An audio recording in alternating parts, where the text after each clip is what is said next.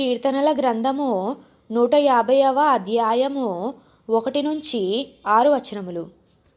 యెహోవాను స్తుతించుడి, ఆయన పరిశుద్ధాలయమునందు దేవుని స్తుతించుడి. ఆయన బలమును ప్రసిద్ధి చేయు ఆకాశ విశాలమందు ఆయనను స్తుతించుడి. ఆయన పరాక్రమ కార్యములను బట్టి ఆయనను స్తుతించుడి. ఆయన మహాప్రభావమును బట్టి ఆయనను స్తుతించుడి. బూరధ్వనితో ఆయనను స్తుతించుడి. స్వరమండలముతోనూ సితారాతోనూ ఆయనను స్తుతించుడి. తంబూరాతోనూ నాట్యముతోనూ ఆయనను స్తుతించుడి. తంతివాద్యములతోనూ పిల్లన గ్రోవితోనూ ఆయనను స్తుతించుడి.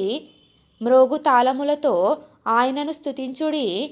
గంభీర ధ్వనిగల తాళములతో ఆయనను స్తుతించుడి. సకల ప్రాణులు యెహోవాను స్తుతించుదురుగాక.